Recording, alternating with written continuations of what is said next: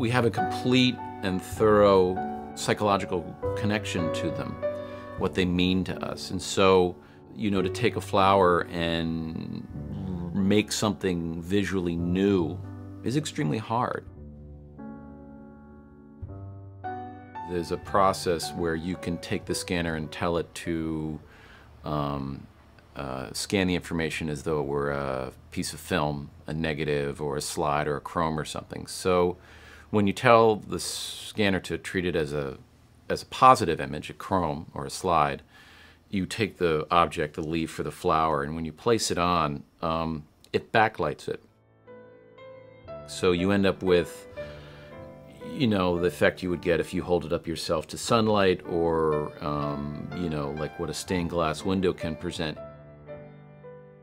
When you go and you experience artwork that you've loved in your life, that you met, you remember it, like meetings, your wife or whatever. You're meeting important people in your life. You know, as a photographer, as an image maker, especially these days where people are flooded with images all the time within the different devices that you use throughout your day, to get people to take the time to be with an image that's not doing something, moving or, you know, flashing or trying to get you to buy something, it can be a bit of a challenge. And the mental disposition now, which is most prevalent within our world, is what I would call gisting, where everything is kind of, you look at it quickly and you just get the gist and you move on.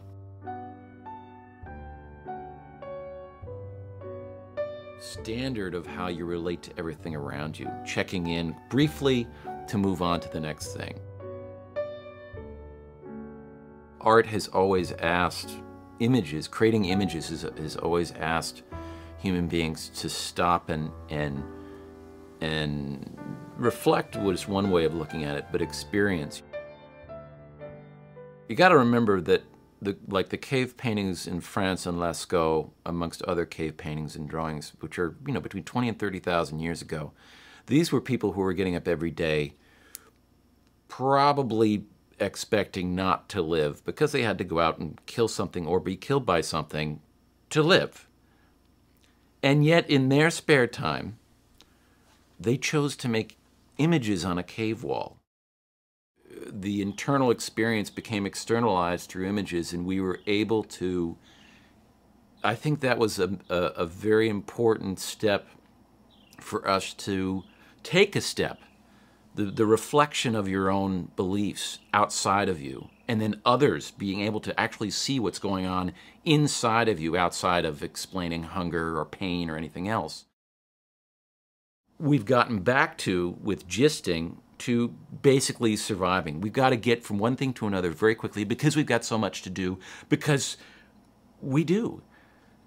No, you don't. You just, that's what you've developed as a habit. That's what we've developed as a habit, as a culture with all of our new capacities. And you are missing out. You're not just not smelling the roses or seeing the roses. You're kind of saying, oh, look, roses. Okay, I got to go. Photography has afforded us the ability to meet an image that stops you because it feels frozen, and that just doesn't happen in the world, you know, and so you're able to stop with it.